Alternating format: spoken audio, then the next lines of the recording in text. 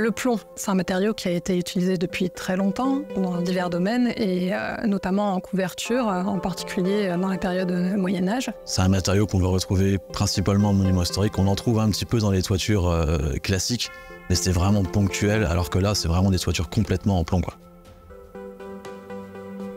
Le LRMH, c'est un service à compétence nationale de l'État qui est dédié aux monuments historiques.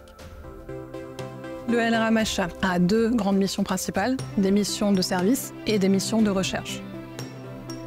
Dans le cadre de Beauvais, pour ce qui me concerne moi au pôle métal au LRMH, j'ai été sollicitée plus particulièrement pour travailler sur les éléments métalliques, à savoir la couverture en plomb et potentiellement les tirants qui ont été notamment sectionnés lors de précédentes restaurations. Dans le cadre des chantiers de restauration, le LRMH est sollicité par la DRAC en général, mais le LRMH travaille en interaction toujours avec les architectes et les conservateurs, quoi qu'il arrive. On peut s'interroger, par exemple, pour Beauvais, sur l'histoire de cette couverture en plomb. Ou alors, on peut aussi faire des recherches sur des problématiques de conservation. Comme pour Beauvais, cette problématique de brunissement qui apparaît depuis une vingtaine d'années. Pourquoi elle apparaît, essayer de comprendre si elle est embêtante pour la conservation du monument, si on peut l'éviter ou pas. Voilà, ce type de recherche que l'on peut faire. Une table en plomb, c'est une feuille de plomb qui est étalée sur la couverture avec une fixation en haut et en bas. En commençant le chantier, on s'est vite rendu compte que les tables ne tenaient pas du tout. Le système de fixation par clou forgé, personnellement, moi j'avais jamais vu ça. D'habitude, c'est vraiment des bandes de cuivre et clouées dans la bande en cuivre, ce qui tient beaucoup mieux. Donc il y avait vraiment urgence à intervenir en fait. Il y a des clous, il y a des crochets de différents matériaux, il y a des crochets en cuivre, il y a des crochets en fer. Là, c'est la partie historique qui nous intéresse et bien sûr, tous les aspects que l'on va pouvoir ressortir de cette recherche sont à mettre en relation avec la construction d'autres édifices, d'autres cathédrales qui possèdent une couverture en plomb. Donc là, actuellement, il y a 25 tonnes de plomb à descendre pour la première tranche de travaux.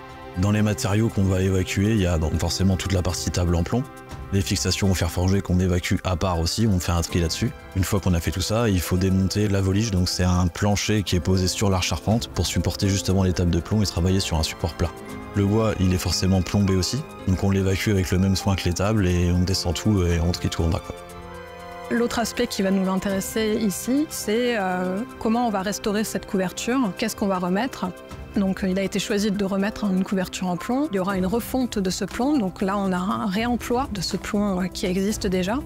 Une refonte pour recouler des tables selon le même principe, la même technique avec laquelle elles ont été fabriquées initialement, c'est-à-dire du plomb coulé sur sable. Les tables refondues, après elles seront reposées sous une nouvelle forme, sous un nouveau plomb. Certaines tables vont être conservées.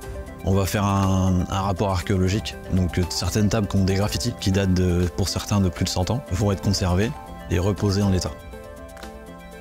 Dans le cadre de ces choix qui vont être faits, un des aspects qui va être important, ça va être de choisir la composition de ces tables. En fait, quand on regarde plus précisément à l'intérieur de la matière, on se rend compte qu'il n'y a pas que du plomb, il y a aussi d'autres petits éléments en toute petite quantité, c'est vraiment en dessous du pourcentage, mais qui peuvent avoir un impact sur les propriétés de ce plomb et notamment les propriétés lors de son vieillissement. Et quitte à prendre une composition particulière, autant prendre celles qui correspondent à l'histoire du monument, donc sur les tables qui sont a priori les plus anciennes, ou alors être dans la continuité de ce qui a été fait lors des restaurations précédentes. L'idée, c'est vraiment d'avoir quelque chose de toute façon homogène.